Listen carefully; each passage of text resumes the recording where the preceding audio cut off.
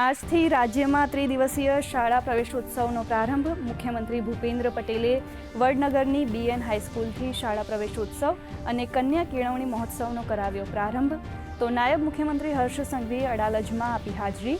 બાળકોને મોબાઈલ અને ટીવી ન જોવા કરી અપીલ.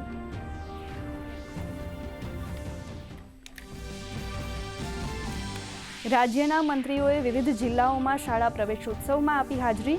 શિક્ષણ મંત્રી પ્રફુલ્લ પાનસેરિયાએ જામનગરના હડમતિયામાં આપી હાજરી. શિક્ષણ રાજ્યમંત્રી રીવાબા જાડેજાએ પોશી તાલુકામાં શાળા પ્રવેશોત્સવમાં દીકરીઓને શિક્ષણ માટે કરી પ્રેરિત. તો કુંવરજી બાવળિયા રાજકોટના સાયપર ગામે રહ્યા હાજર.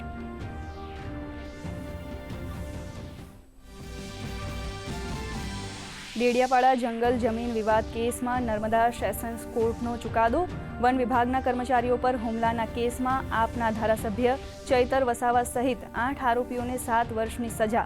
વિધાનસભાના ઉપાધ્યક્ષે કહ્યું, વસાવાનું ધારાસભ્ય પદ હવે રદ થયેલું ગણાય. તો વલસાડના સાંસદ ધવલ પટેલે આપી પ્રતિક્રિયા.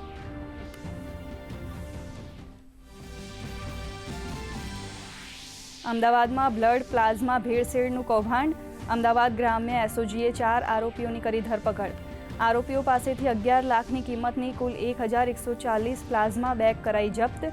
બ્લડ ચોરી અને નકલી પ્લાઝમા બનાવવાનો ગુનો દાખલ કરી કાયદેસરની હાથ ધરાઈ કાર્યવાહી. રાષ્ટ્રપતિ દ્રૌપદી મુર્મુએ બીજા નાગરિક સન્માન સમારોહમાં પદ્મ પુરસ્કારો 2026 કર્યા એનાયત.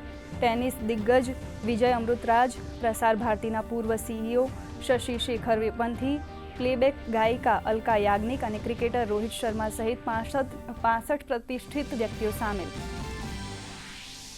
કૃષિ ઉત્પાદનોની ઓક્શન પ્રક્રિયામાં બનશે વધુ મજબૂત.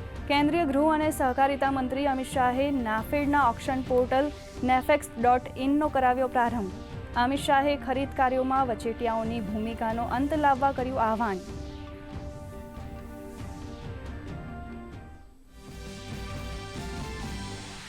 કતારના રાસ લફાન LNG પ્લાન્ટમાં થયેલા બ્લાસ્ટમાં 12 ભારતીય નાગરિકોના મૃત્યુ. વિદેશ મંત્રાલયે વ્યક્ત કર્યું દુઃખ. મૃતકોના મૃતદેહને ભારત લાવવાની પ્રક્રિયા શરૂ.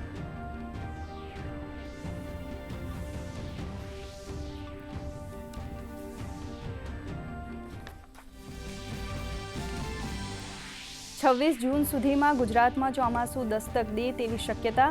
સાયક્લોનિક સર્ક્યુલેશન અને ટ્રફની અસરને પગલે રાજ્યમાં જામશે વરસાદી માહોલ. સુરત, નવસારી, વલસાડ, ડાંગ, અમરેલી અને ભાવનગરમાં ભારે વરસાદની આગાહી. તો મધ્ય અને ઉત્તર ગુજરાતમાં ગાજવીજ સાથે વરસાદી ઝાપટાની વકી. પ્રો હોકી લીગમાં આજે લંડનમાં ભારત પાકિસ્તાન વચ્ચે મુકાબલો. ભારત તેની આગેકૂચ જાળવી રાખવા પ્રતિબદ્ધ. બંને ટીમો વચ્ચે રમાયેલી 17 મેચમાંથી 15માં ભારતનો વિજય, જ્યારે 2 મેચ ડ્રો.